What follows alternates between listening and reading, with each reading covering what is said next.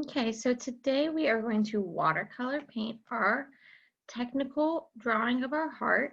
And so last week you should have had everything drawn, outlined with a permanent marker and labeled. Remember, we had to do those labels. And this week you're going to get to watercolor.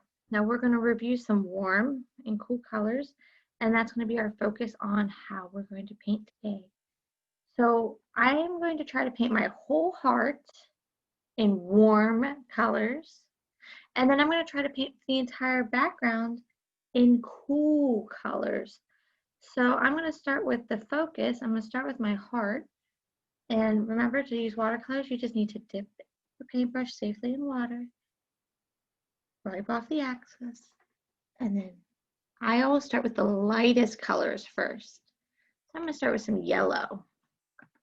And I'm going to paint in some areas of my heart yellow. You can choose where you want to paint your warm colors. And remember, watercolors are fun because you can layer them, do more than one coat. So remember, your warm colors are hot like the sun. You can think of red, orange, and yellow. Now, when you want to change colors, remember, dip your paintbrush in the water.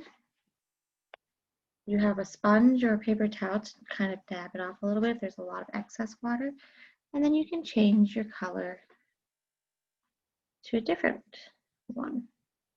So I'm going to try to do my whole heart in warm colors, and then I'm going to try to do the entire background in cool colors. So we're really going to try to focus on keeping those red, orange, and yellow in the heart, and the blue, green, and purple in the background. Okay, so just remember, every time you change your color, we want to try to keep our watercolor palette nice and neat. So instead of going right back into the yellow, I would rinse off my brush again, dab it in my paper towel, and change my colors. All right, so you might need to do a few layers. And then for the background, we don't have to paint them in as nice and neat because your background can be a little bit different.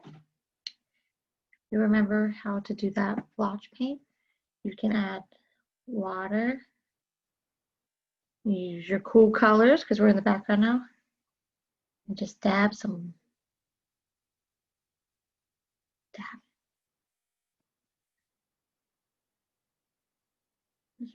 So let's fill up all of the space, do all of your warm colors, then all of your cool color background. And then we'll add more details after it starts to dry.